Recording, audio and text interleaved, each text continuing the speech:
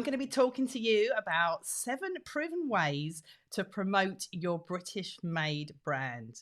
So if you're tuning in live, fantastic. Let me know in the comments that you're here. Say hi, especially if you have a brand that is already making in the UK. And I'm going live every Tuesday at 1 p.m. So if you've not done so already, make sure that you subscribe to this channel and then press the little bell, and then you'll get notified every week as a little reminder to let you know that I'm going live, because I'm going to be sharing tips and advice for brands that make in the UK and how to make in the UK if that's what you want to do and you're not doing it already. And also I have guests on the show as well that I interview. So thank you for joining me. Right, so today I'm going to be talking to you about 7 proven ways to promote your UK made brand. This today is going to be for you if you make products in the UK. So that can be all sorts of products. You could be making clothing, dog accessories, furniture. It's great advice for any product-based businesses that are making in the UK. It's also for you if the product that you make is sold to the end consumer. So that could be through your own website. You could be selling them offline as well at shows and fairs. You could be wholesaling your products. You could be selling on social media. So there's going to be lots of advice here that you can use no matter where you're selling your products. If you make in the UK, you are very proud of what you do. Now, I have to warn you, this presentation is not about Union Jack flag waving. In fact, I don't think anything I'm going to say to you today is going to involve anything to do with a Union Jack flag. This is about businesses that truly care about the provenance of their products and that make everything here in Britain. So, just as some information and a bit of background, if you do make products in the UK, you really should be shouting about it. There's been several surveys that have been done that have proved that people want to buy products that are made in the UK or made locally. So a recent survey found that 40% of international customers are willing to pay more for British made goods, and they are the sort of people that are looking for your products. The same survey also found that in the last 3 years, there's been a 36% increase in demand for British-made goods. So are you seeing that increase in demand? And if you're not, I'm going to give you tips and advice on how to make sure that people know that your product is genuinely made in the UK. Also, if you look on Google Trends, really useful information, you will find the sorts of things that people are searching for. And I did a quick search today to look to see over the last few years, in fact, over the last decade, this is actually goes back to 2010, searches for the term made in UK when it comes to shopping have gone up massively. So just in the time since I set up Make It British, we've seen such a huge increase in people looking and searching for that term made in the UK and searching for products that are made in the UK. So you really should be capitalising on this. And I'm going to show you how. Just as a little background about me and about Make It British, just in case you're new here and you don't know. So I founded Make It British in 2011 as a platform to support and promote brands and manufacturers that make in the UK. My background is actually as a fashion buyer, and I spent 20 years sourcing from overseas and got very disillusioned by the fact that everything was being made offshore. And I could see there was great value in buying products and making products in the UK. So I set up Make It British to help support businesses like yours that make here. Since we set up Make It British in 2011, we have supported over 8,000 British-made brands to promote their business and to get their products made in the UK. We've also had 25 million visitors to the website in that time. That's people that are genuinely looking for British-made products and UK manufacturers. And we're also #1 in Google, on the first page of Google, for many British-made product terms, beating, we're quite proud of this, in many cases, well-known publications like some of the broadsheets and magazines, and we beat them for products that are made in the UK. So people come to us looking for these products, and we've got this experience over the time that we've been doing Make It British in finding out what it is that appeals to people when they're looking for products that are made in the UK.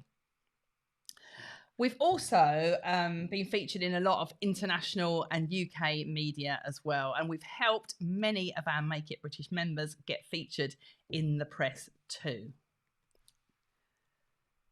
Just as a little example for some of our lovely members, which we care about so deeply at Make It British, and hopefully some of you are watching in and watching this video. So this is Jeff Stocker, who's got a brand making beautiful silk accessories and clothing. And he gives an example about the fact that he is getting more traffic from Make It British than he's getting from any other channel, even from Instagram. So it just goes to show that people will go to our member sites through ours because they're looking to find products that are made in the UK. So my first tip today, if you want to promote your UK made brand, is to make sure that you are definitely labelling your product as made in the UK. Now, you would be surprised how many people I see that don't actually make it really clear, either on their labelling or on their website or on their social media, that they're making products locally and in the UK. So they're not taking advantage of all of those search terms for people that are searching for products made in the UK, but they're actually doing it, but not letting people know, which is just bonkers. So you must make made. Now that might be made in the UK, that might be you choose to use made in Britain, made in England, made in Scotland, made in Wales, wherever you're based. You might be hyper local and write made in London or made in Manchester. It's just really important to let people know where your product is actually made. Let me give you some examples. So the Cambridge Satchel Company, they use handmade in England, and they make sure they tell everyone about that. Another example is United Overalls. So they put manufactured clothing, UK made, on all the labels on the back of their jeans. So it's written on the outside of the product. Hetro Co put British made and made to last on all of their labels as well. And they very clearly shout about the fact that everything they make is made right here. In fact, they've also done a video about it called Made Right Here. Worth searching that out on YouTube. It's a fantastic video, and it shows them in all of the factories where they actually make their products. And I'll get onto a little bit of behind the scenes as well in a minute. And Abraham Moon. So you don't just have to be making products. You could also be manufacturing fabric. Abraham Moon are a fantastic mill up in Yorkshire who clearly label all of their cloth as quality British cloth since 1887. So the year they actually founded the business as well, which is so. Tip number 2 is make sure you are telling people about the provenance of your business, your brand, and your manufacturing. So make the most of your provenance. If it's ethically sourced, if it's award winning, if your company has a fantastic history, maybe it's a family business. This is something that you can do that makes your business different to the big retailers, which is so important. This is something that they can't do because they don't have the same provenance that your business has. So make sure you're telling people about it. And let me give you some examples. So one of our members, Mellin-Tregwyn, and this is Ethan who runs Mellin-Tregwyn. It's a 3rd generation family mill in Wales, in West Wales. I've visited, it's amazing.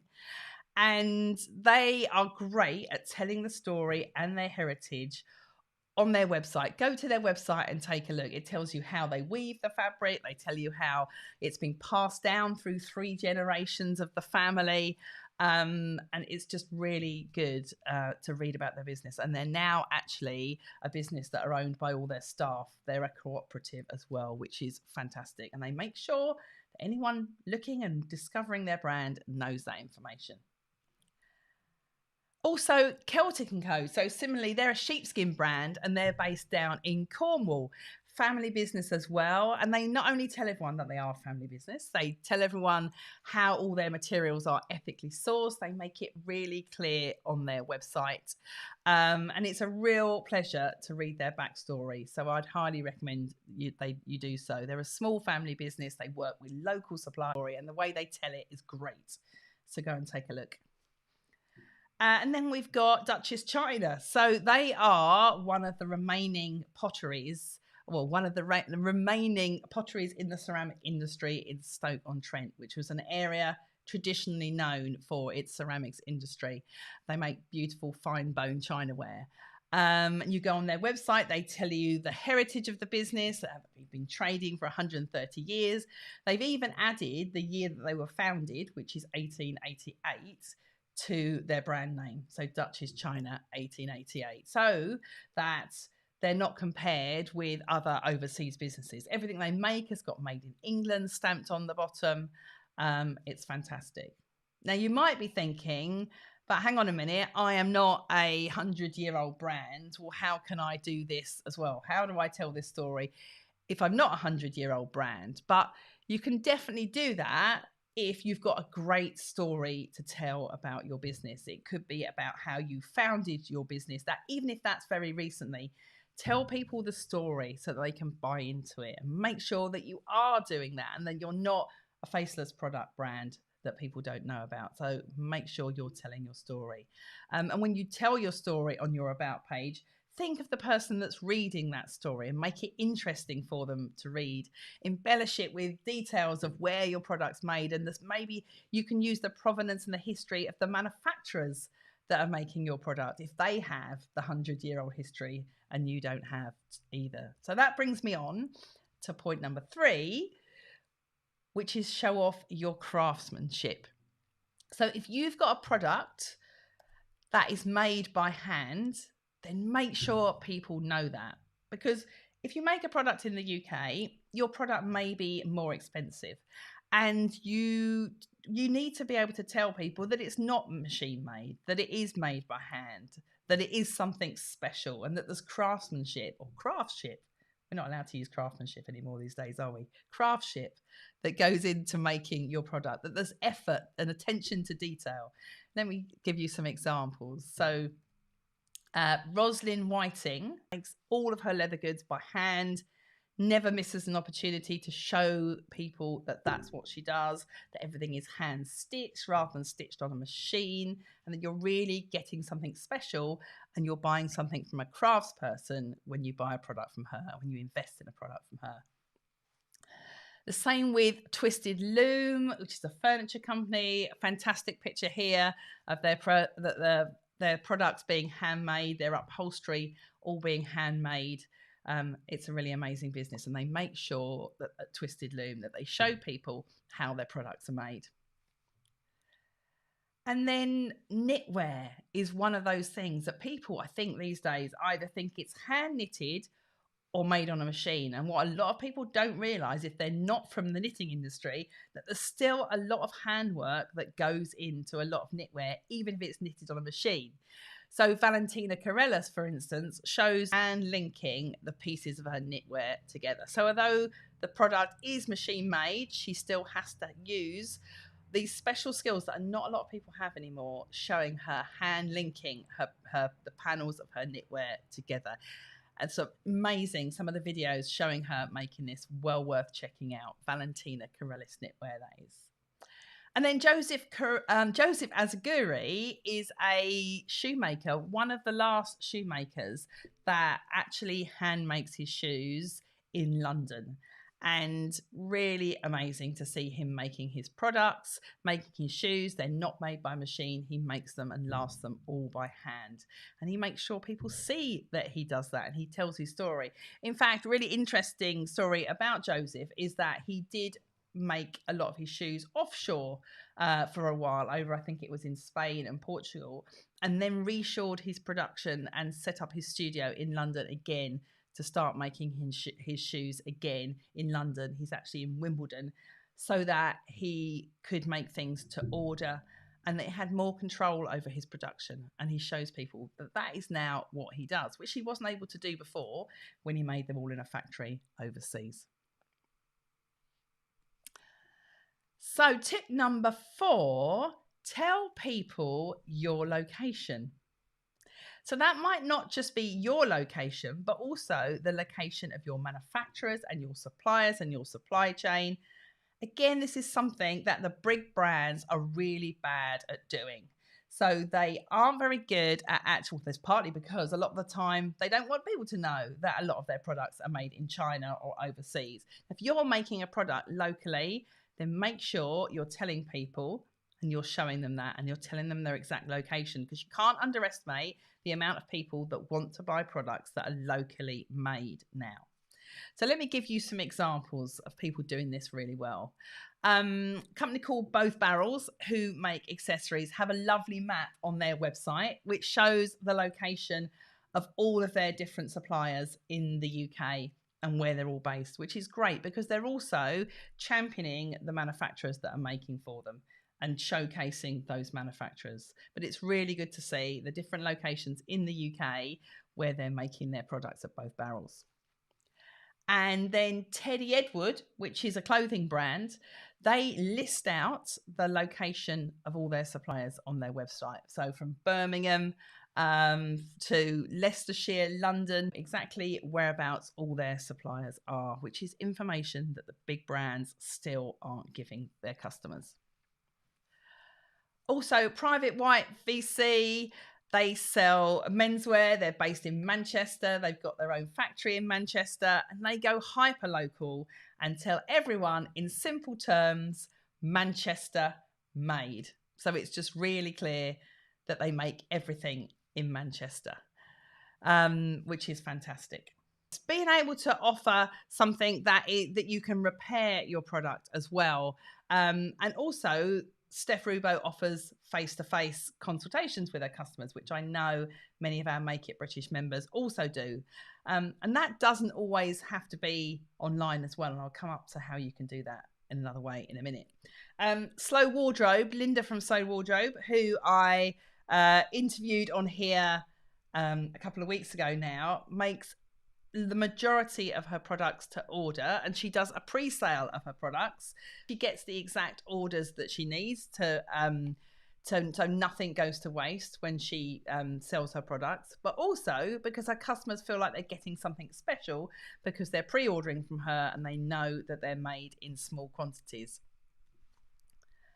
And the Jeweller's Loop. So what they do that's really good, it's a beautiful jewellery company. They hand make everything and make everything to order.